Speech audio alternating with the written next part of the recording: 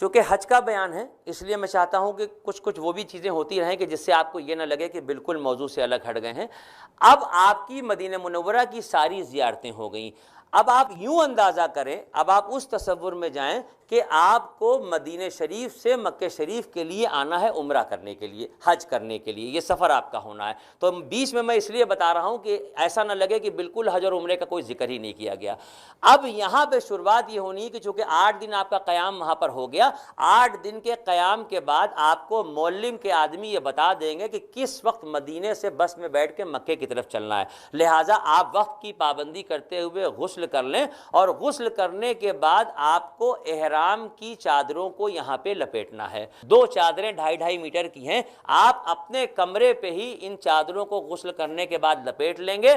اس طرح کا نظارہ ہوگا، اور عورتوں کے لیے میں نے دکھایا ہے کہ صرف یہ اتنا حصہ ان کا یہ چہرہ کھلا ہوگا، باقی بال، کان، گردن، یہ ساری چیزیں ان کی ڈھکی ہوئی ہوں گی۔ اس طریقے سے مرد اور عورت اپنے احرام باندھ لیں گے، اور احرام باندھنے کے بعد معلم کی بتائی ہوئی بسوں میں بیٹھیں گے۔ یہ سفر مدینے سے شروع ہوگا۔ ابھی آپ نے کوئی نیت نہیں کی ہے،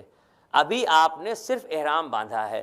اللہ کے نبی نے جب حج کیا ہے تو مدینے سے انہوں نے احرام باندھا تھا، ابھی نیت نہیں ہوئی تھی۔ یہاں سے سفر جب شروع ہوتا ہے تو مدینہ شریف سے 22 کلومیٹر چلنے کے بعد ایک مسجد ہے جسے مسجد میقات کہا جاتا ہے۔ جب آپ صلی اللہ علیہ وسلم مدینہ منورہ سے مکہ شریف کی طرف سفر شروع کر رہے تھے عمرے اور حج کے ارادے سے، تو جبرائیل علیہ السلام نے اس مقام پہ کہا تھا کہ یا رسول اللہ، اللہ پاک ارشاد فرماتے ہیں کہ یہ پاک وادی ہے، آپ یہاں قیام کریں اور یہاں سے عمرے کی اور حج کی نیت کریں۔ یہ دیکھیں اس طریقے سے اس پوری مسجد میں ہرے رنگ کا کارپیٹ بچھا ہوا ہے، مردوں کے جانے کا راستہ الگ ہے، عورتوں کے جانے کا راستہ الگ ہے، دونوں اپنے اپنے حساب سے وضو کر کے اندر جائیں گی۔ 2 رکعت نماز یہاں پر نفل پڑھی جائے گی اور عمرے کی نیت کی جائے گی۔ یہاں سے آپ نیت کرنے کے بعد جب باہر نکلیں گے تو ہمارے نبی نے جب اس جگہ پر نیت کی ہے اور یہاں سے آپ نے چلنے کا ارادہ کیا ہے تو تاریخ یہ بتاتی ہے کہ جب آپ اپنی اونٹنی پہ سوار ہو گئے تھے قصبہ پہ، اور وہ اونٹنی کھڑی ہو گئی تھی چلنے کے لیے، تب آپ صلی اللہ علیہ وسلم نے بآواز بلند لبیک پڑھا تھا۔ دیکھیں ایک تو یہ ترانہ اللہ کو بہت پسند ہے۔ ہمیشہ یہ کہا جاتا ہے کہ جب آپ مسجدوں میں جائیں تو آہستہ بات کریں، لیکن حرم کعبہ میں جب آپ داخل ہوتے ہیں تو اللہ پاک کہتے ہیں کہ چیخو، پکارو مجھے پکارو۔ لبیک اللہم لبیک کوئی ایک ترانہ، کوئی ایک سانگ آپ کو نہیں دیا گیا ہے، اس کے معنی ہیں لبیک اللہم لبیک، حاضر ہوں اے میرے اللہ، حاضر ہوں اے اللہ، بس حاضر ہوں اے اللہ، آج تک اپنی راہوں پہ چلا، اب تیری راہوں پہ چلنے آیا۔ اے اللہ آج تک دل کی سنی، نفس کی سنی، شیطان کی سنی، اے اللہ آج تیری سننے کے لیے آیا ہوں۔ اے اللہ بس معاف کر دے، اللہ بس اپنے قصوروں پہ شرمندہ ہوں، اے اللہ بس حاضر ہوں۔ دیکھیے مجرم 2 طرح کے ہوتے ہیں، ایک مجرم وہ ہوتا ہے جو گناہ کرنے کے بعد کہ تو کر دیا، شراب پی لی تو کیا برائی ہے، پی لی، دنیا پی رہی، ہم نے پی تو کاہے کے لیے ادھم مچا رہے ہو، کسی کی زمین مار دی تو اگر ہم نے کیا تو کیا کیا، وہ دیکھو پورا پلاٹ گھیرے ہوئے ہیں، وہ تو بھومافیا، یہ باغی ہے، یہ باغی ہے۔ مجرم وہ ہے جو کرا اللہ بس حاضر۔ کبھی سنتے نہیں آپ کے سرنڈر کر دیا، وہ فلانا بدماش جو تھا وہ تھانے میں جا کے سرنڈر کر دیا، اس نے پولیس کے سامنے حاضر ہو گیا، یہ جملہ آتا نا، اے اللہ حاضر ہوں، اے اللہ بس آج معاف کر دے، اے اللہ بس حاضر ہوں، اے اللہ حاضر ہوں، اے اللہ ابھی تک اپنی سنی، اپنے دل کی سنی، اپنی نفس کی سنی، اے اللہ جو شیطان نے کہا وہ کرتا رہا، اے اللہ آج تیرے بلاوے میں آئے، اے اللہ حاضر ہے۔ یہ جب تک کیفیت پیدا نہیں ہوگی، خالی زبان سے ترانہ پڑھتے رہنے سے کچھ نہیں ہوگا، پوری رات رٹتے رہیے کوئی دقت نہیں، کیونکہ یہاں پر تو معاملہ ایسا ہے، اس بات کا ہوتا ہے کہ اللہ اس سفر میں اللہ پاک نے کیا فرمایا کہ جب تم عرفات کے میدان میں آؤ، اگر اتنے گناہ ہوں جتنے بارش کی بوندیں، اگر اتنے گناہ ہوں جتنے ریت کے ذرے، اگر اتنے گناہ ہوں جتنے درختوں کے پتے، تو آ کے مجھ سے کہہ دو کہ اللہ مجھے معاف کر دے، میں معاف کر دوں۔ میرے خیال سے مجھے لگتا ہے کہ اس دنیا میں اگر سب سے آسان کام کوئی ہے تو اللہ کو منانا ہے۔ اپنے باپ کو بھی منانا مشکل ہے، وہ بھی کنڈیشن رکھتا ہے، دوبارہ تو نہیں کرو گے، پہلے وعدہ کرو دوبارہ تو نہیں کرو گے، 25 بار کہلوائے گا، 3-4 سے آپ گواہ رہنا، انہوں نے یہ بات کہی اب یہ دوبارہ نہیں کہیں گے، وہ کہہ رہا ہے ایک بار کہہ دو۔ احساس ندامت ایک سجدہ آنکھیں نم، احساس ندامت، دل سے شرمندہ ہونا اپنے گناہوں پہ، ایک سجدہ آنکھیں نم۔ اے خدا تجھ کو منانا کس قدر آسان ہے، کوئی کنڈیشن نہیں، کوئی عمر کی پابندی نہیں، 100 سال میں آ کے توبہ کرو تو معاف ہے، کوئی گنتی کی پابندی نہیں کہ 50 بار توبہ کر چکے ہو بھائی اب تمہارا کھیل ختم، اب نہیں معاف کریں گے، جتنا چاہو مانگ پکڑو، جتنی بار چاہو، آج توبہ کی، آج اللہ سے معافی مانگی، آج توبہ کر کے لوٹے، شام کو گھر پہنچے پھر گناہ کر بیٹھے، پھر توبہ کر لو۔ بھئی ایک ماں کتنا پیار کرتی ہے اپنے بچے سے، ابھی تک اس کا کوئی پیمانہ نہیں بنا، پوری دنیا میں کوئی ناپ کے نہیں بتا پایا کہ ایک ماں اپنے بچے سے کتنا پیار کرتی ہے، اور 70 ماؤں کے برابر اللہ اپنے ہر بندے سے پیار کرتا ہے۔ ایک ماں کا پیمانہ ابھی تک کوئی بنا نہیں پایا، اور 70 ماؤں کے برابر اللہ اپنے ہر بندے سے پیار کرتا ہے۔ تو کیا ہمارا فرض نہیں ہے کہ ہم گناہ کرنے کے بعد کم سے کم معافی ہی مانگ لیں؟ جب ہم بار بار معافی مانگیں گے تو کہیں نہ کہیں تو دل بدل ہی جائے گا، کہیں نہ کہیں تو یہ بات پیدا ہوگی کہ نہیں اب اللہ نے بخش، اور کیا پتا کہ آپ کی برسوں کے گناہ، برسوں کی غلطیاں ابھی معافی مانگا اور پتہ چلا ختم ہو گئے۔ بنو اسرائیل کے زمانے میں ایک شخص تھا جس نے 99 قتل کیا، 99 لوگوں کو اس نے جان سے مارا، اور یہ کہا جاتا ہے کہ قتل کا گناہ اللہ معاف نہیں کرتا، باقاعدہ کتابوں میں یہ لکھا ہے کہ قتل کا گناہ اللہ معاف نہیں کرتا۔ آپ روئیں گائیں، گڑ گڑائیں، کعبے کا طواف کریں، غلاف پکڑ کے کعبہ دعائیں کریں، قتل کا گناہ اللہ معاف نہیں کرتا، یہ کتابوں میں لکھا ہے۔ لیکن اللہ کی رحمتوں کی دلیل دیکھنا ہے تو یہ واقعہ سن لیجئے۔ بنی اسرائیل کے زمانے میں ایک شخص نے 99 قتل کیے، اور 99 قتل کرنے کے بعد اس کا دل بدل گیا، اس کو لگا کہ نہیں مجھ سے گناہ ہوا، مجھ سے غلطی ہوئی، کہیں نہ کہیں میں گمراہی پہ تھا، جو بھی ہوا جیسے بھی ہوا مگر میں شرمندہ ہوں۔ اس نے اس دور کے ایک جو مولانا ایک عالم تھے ان کو پکڑا اور ان سے اپنے دل کی یہ بات کہی۔ وہ پتہ نہیں کس موڈ میں تھے، انہوں نے کہا تمہارا کچھ نہیں ہو سکتا، 99 قتل کر کے آئے ہو، 99 گھروں کو برباد کیا، 99 گھروں کے بچوں کو یتیم اور عورتوں کو بیوہ کیا، آج کہہ رہے ہو کہ مجھ سے غلطی ہو گئی، سوائے دوزخ کے تمہارے لیے کچھ نہیں ہے، آگے اس کے بات ہی مت کرنا۔ اس نے تلوار نکالی، ان کی بھی گردن اڑائی، کہا جہاں 99 وہاں 100 قتل کیے اس نے، لیکن اس کا دل بے چین تھا، اس کا دل مچل رہا تھا، وہ پریشان تھا اندر سے کہ مجھ سے کیا ہو گیا، میں کیا کروں، کوئی میری اصلاح کرا دے۔ ایک عام آدمی کو اس نے روکا، اس سے پوچھا کہ مجھ سے اس طرح سے 100 قتل ہوئے ہیں لیکن میرا دل بہت بے چین ہے، مجھے مدد کرو، مجھے بتاؤ میں کیا کروں، میں ایک ایک لمحہ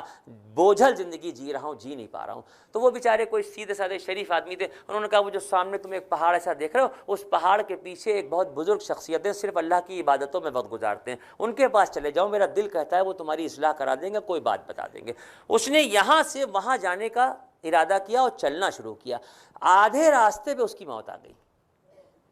اب آپ اندازہ کیجئے کہ جیسے ہی اس کی موت آئی ہے وہ لڑکھڑا کے گرا ہے اور مرا ہے، تو اچھائی اور برائی دونوں کے فرشتے آ گئے، تو برائی کے فرشتے اچھائی کے فرشتوں کو دیکھ کے کہہ رہے ہیں کہ بھئی تمہاری تو کوئی ضرورت ہی نہیں، تمہارا کوئی کام ہی نہیں، اس نے زندگی میں کوئی بھی ایسا نہیں کیا جو تم اس کو لینے کے لیے آؤ۔ انہوں نے کہا اس کا ارادہ بدل رہا تھا۔ دونوں فرشتے اچھائی اور برائی کے اللہ کی بارگاہ میں بلائے گئے، دونوں نے اپنی باتیں کہیں، تو اللہ پاک نے ارشاد فرمایا کہ جس جگہ سے اس پہاڑ تک جانے کا اس نے ارادہ کیا تھا اس کو ناپ لو،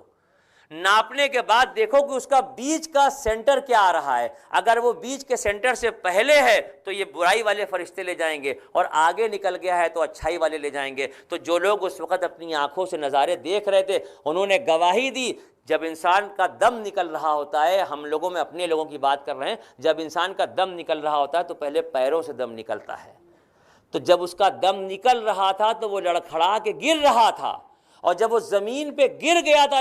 لڑکھڑا کے، تب بھی وہ کوہنی اور گھٹنوں کے بل ایسے اپنے آپ کے بدن کو گھسیٹتا ہوا آگے کی طرف لے کے جا رہا تھا، لہٰذا جو بیچ کی لائن کھینچی گئی تھی اس سے ایک بالش اس کی کوہنی صرف نکل گئی تھی، اللہ نے بخش دیا اس کو۔ 99 اور 100 قتل کرنے کے بعد، اور قتل جیسا گناہ جس کے لیے یہ کہہ دیا گیا کہ نہ کوئی معافی نہیں ہے، لیکن اس کی رحمتوں کے آگے کس کی چلتی ہے؟ ہم بہت جلدی کہہ دیتے نا یہ تو بہت، کسی کی طرف اشارہ نہیں کریں گے، ہم کسی کو بھی کہہ دیتے نا بہت گناہ گار ہے، اس کا انجام دیکھنا کیا ہوگا، کبھی نہیں کہنا چاہیے۔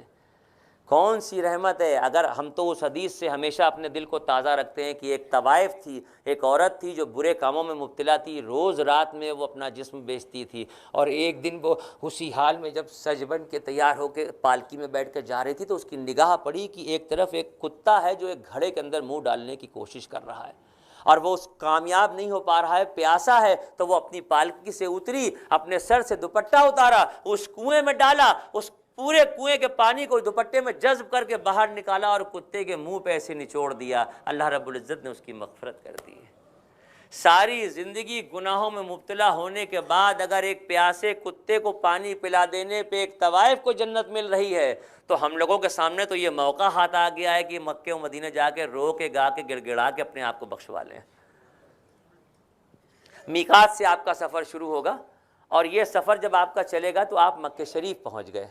جب آپ مکہ شریف پہنچیں گے تو چونکہ آپ تھکے ہوئے ہوں گے، سفر سے کافی دور سے آپ چل کے آ رہے ہیں، لہٰذا ہوتا کیا ہے کہ لوگ مکے پہنچتے ہی سامان کمرے میں رکھتے ہیں اور حرم کی طرف چل دیتے ہیں۔ بے شک ان کی تڑپ پکی ہوتی ہے، ایک جوش ہوتا ہے، ایک جذبہ ہوتا ہے کہ کسی طرح حرم شریف پہنچ جائیں، کسی طرح کعبۃ اللہ کو اپنی نگاہ سے دیکھ لیں، لیکن چونکہ آپ 12-13 گھنٹے کا سفر کر کے آئے ہوتے ہیں، تھکان ہوتی ہے، اور مجھے لگتا ہے کہ جب جسم میں تھکان بھری ہوتی ہے تو عبادتوں میں وہ مزہ پیدا نہیں ہوتا، لہٰذا آپ اپنے کمرے میں کچھ دیر آرام کر لیجئے، تھوڑی دیر آرام کر لیجئے، جب آپ کو لگے آدھا گھنٹہ 1 گھنٹہ تھکان دور ہو جائے، کوئی کھانے پینے کا وقت ہو تو کھا پی لیجئے، چائے وغیرہ پی لیجئے، کوئی ممانعت نہیں ہے۔ آپ یہاں سے اپنے کمرے سے تازہ وضو کر کے حرم شریف کی طرف چلیں گے، لبیک کی صدا بھی آپ کی زبان پہ بلند ہے۔ حرم شریف میں جب آپ داخل ہوں گے تو یہاں پر ایک بات کو یاد رکھیے گا، اللہ رب العزت نے یہ وعدہ کیا ہے اپنے بندوں سے کہ جب آپ کی پہلی نگاہ خانہ کعبہ پہ پڑے گی، یعنی جس دن آپ کی پہلی نگاہ، زندگی کی پہلی نگاہ کی بات ہے، اس سفر کی نہیں ہے، میں دعا کرتا ہوں کہ اللہ آپ کو بار بار بلائے اور ہر بار آپ اللہ کے گھر کا طواف کرنے کے لیے ہر سال جائیں، عمرہ کرنے جائیں، حج کرنے جائیں، لیکن میری بات کو نوٹ کر لیجئے گا کہ زندگی میں صرف پہلی بار یہ ہوتا ہے کہ جب کعبۃ اللہ پہ آپ کی نگاہ پڑتی ہے تو اس وقت جو خانہ کعبہ دکھتا ہے وہ دوبارہ پھر زندگی میں کبھی نہیں دکھتا۔ میں نے زندگی میں پہلی بار 94 میں تقریباً 22 سال پہلے جب آج سے 22 سال پہلے جب میں نے خانہ کعبہ دیکھا ہے تو چونکہ وہاں کا بیان ہے، جھوٹ نہیں بول سکتا، یقین کیجئے خدا کو گواہ بنا کے کہہ رہا ہوں کہ جب میری پہلی نگاہ کعبۃ اللہ پہ پڑی ہے تو میں نے کعبۃ اللہ کی چھت سے آسمان تک سنہرے اور سفید موتیوں کی لڑیاں دیکھی نہیں۔ اس کے بعد میں نے 17 سفر کیے، ہر سفر میں یہ تمنا لے کے جاتا ہوں کہ اللہ وہ والا کعبہ دکھا دے، وہ دوبارہ نہیں دیکھا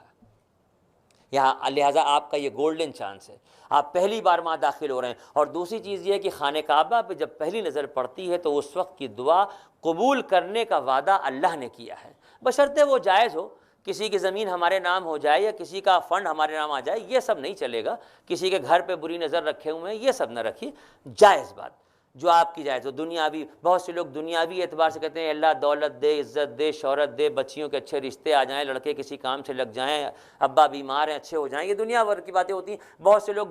دینی اعتبار سے ہوتے ہیں اللہ قبر کی زندگی کو آسان کر دے، مشکلوں کو آسان کر دے، پریشانیوں کو دور، ہر انداز کی ہوتی، لیکن وہاں پہنچنے کے بعد دل کی کیفیت کچھ اور ہوتی ہے۔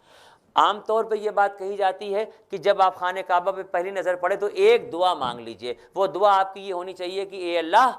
آج اس لمحے کے بعد میری زندگی میں جب بھی میں دعا کے لیے ہاتھ اٹھاؤں، مولا تو میری نیک و جائز تمناؤں کو پورا کر دے۔ یہ آپ نے آج سے اپنی بچی ہوئی زندگی کی آخری سانس تک کا ایک پیکج پورا اللہ سے مانگ لیا کہ اللہ آج اس لمحے کے بعد اس خانہ کعبہ کی برکتوں کے طفیل میں جب دعاؤں کے لیے ہاتھ اٹھاؤں، مولا تو میری نیک و جائز تمناؤں کو پورا کر دے۔ اس کے باوجود عالم کیا ہوتا ہے کہ جب خانہ کعبہ پہ اس طرح سے پہلی نظر پڑتی ہے تو پھر دل کی کیفیت یہ ہوتی ہے کہ کعبے پہ پڑی جب پہلی نظر کیا چیز ہے دنیا بھول گیا، کعبے پہ پڑی جب پہلی نظر کیا چیز ہے دنیا بھول گیا، یوں ہوش و خرج مبروز ہوئے، دل ذوق تماشا بھول گیا، احساس کے پردے لہرائے، ایمان کی حرارت تیز ہوئی، سجدوں کی تڑپ اللہ اللہ، سر اپنا سجدہ بھول گیا۔ پہنچا جو حرم کی چوکھٹ تک، پہنچا جو حرم کی چوکھٹ تک، ایک ابر کرم نے گھیر لیا، باقی نہ رہا یہ ہوش مجھے، کیا مانگ لیا کیا بھول گیا۔